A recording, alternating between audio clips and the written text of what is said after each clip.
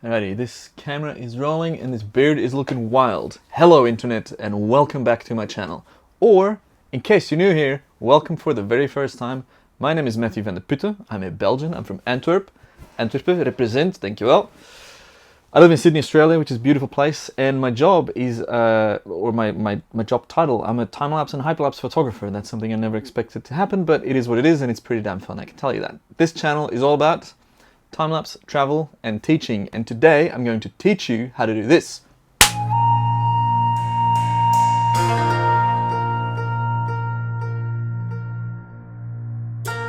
Why hyperlapse on a smartphone? Because everyone has a smartphone. Everyone's got cameras in their phones, in their pockets at all times these days. Pretty much everyone. Not everyone, but you know what I mean. Before we start off with the actual tutorial, I'm going to plug myself because it's my video and I do what I want. Check me out on whatever app. I'm matjoez pretty much everywhere. Do a lot of stuff on Instagram and Twitter these days. Hit subscribe on this channel. That would really mean a lot to me. I really enjoy every subscriber that I get here. Check out Patreon if you want extra content and if you want to support the channel. And also, if you want to know what gear I use, check out kit.com/matjoez, where I list all the stupid stuff that I have to create stuff. I feel like there was another one. Is there another one? Oh yeah, my website, my very own website. I've been putting in a lot of time and I've started my blog. And it's matjoez.com, as you would expect, and there's going to be lots of fun stuff there, including a newsletter and discounts and stuff, and you know, all that trash. Anyways, done with this plug. It's been going on for quite a while now. 4 ways to shoot a hyperlapse on your smartphone. Number 1, here we go. Method number 1 is built-in app. So what's that? Instagram notification. Pretty much every camera these days has some form of time-lapse or hyperlapse function built in. My Samsung S8 Plus has a little mode called hyperlapse right here, and that actually shoots video and stabilizes it and speeds it up for you, and it's so damn straightforward and so easy. It is not ideal for a few reasons. I'll first go over the pros. So the pro, I mean, it's so easy. Plug and play, you don't need to open anything. It just works. It's just like that. Super simple. Now the cons are you're usually limited to a certain resolution. I like really high-res stuff, and this usually limits itself to full HD or 1920 by 1080 pixels. Also, you don't have lots of control, and it doesn't work super well when you're walking, but it is ideal if you're on a boat or like in a plane or in a car. If you're in any moving, on any sort of moving vehicle, try just pointing your phone to one spot and keeping it steady, as steady as you can. Obviously, the stabilization can do quite a bit, but it's not as good as manually stabilizing it. And yeah, point it to your subject and then try to keep it there if you're going forward or sideways, or even if you're going around, like for example that Sydney Opera House shot that I'm showing you now, probably. I'm not sure. It's always difficult doing it like that. So yeah, built-in app, you know, plug and play. It's easy. The second method of shooting a hyperlapse on your smartphone is manually shooting photos of the subject while walking or taking a step-by-step, step photo, and then compiling and stabilizing that sequence of photos in post-production. The best way to shoot it is to open up, hold on, how am I going to do this? I can show you the grid like that because it's going to focus on my face, ideally, yes. So you see those thin lines? Use those to frame up your subject. When you're shooting a hyperlapse on your phone, I'll show you a clip of how I shot this sequence. The most important things are that you keep your phone as level as possible and always have one element somewhere in your frame at the exact same spot. So I used the cross section of one of these lines on an item somewhere on the bridge, and that made the tracking or the stabilizing in post-production way easier.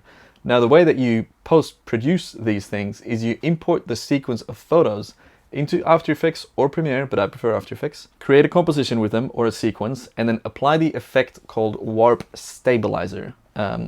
Depending on how well you shot the sequence, you can put the percentage on 10%. That's usually how I do it. And then if it doesn't work well enough, create a new composition out of that first composition, and then apply the effect again. That's a little secret trick that I feel not a lot of people know, or maybe everyone knows. I don't know. It's just something I discovered that it works really well.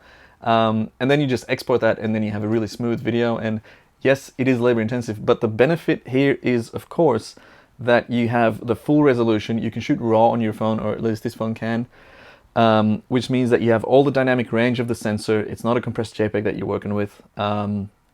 you have full control, and it's just a very solid way, and you know it's going to work. Now the con, obviously, the negative is you know, it's labor intensive. You gotta walk the track, and you gotta shoot the photos, and you gotta get them on your computer and post processing. You need a computer, you need the software, blah blah blah. Number 3, shooting video on a gimbal. So you're gonna shoot 4K video on a gimbal, which is one of these things. I bought this for 200 Australian dollars. Made a video about it. I'll link it somewhere in the description. It's pretty mind-blowing. It's not ideal, but boy is it fun. This is pretty much it. So this is the Zhiyun Smooth Q, and over here I've got, actually, let me just grab it. I've got the crane too for the next video that I'm making. Oh, what is going on here? My phone's making noise. Something started playing. No, stop. Where was I? Oh yeah, so the Smooth Q. So pretty much this gimbal. I'll just show you real quickly how you do it. You put your phone in there, and then you press the power button, and check this out. Boom. And now I don't know if that's clear, but that phone is steady as.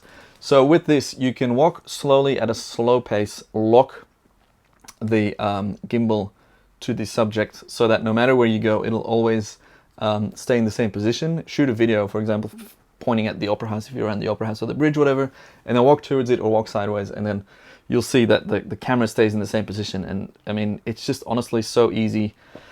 The benefit of this is how easy it is. The negative is, you know, you need a gimbal. But the fun thing is that you can time ramp into speeding up and go from real-time video to hyperlapse or time-lapse, depending on what you call a hyperlapse.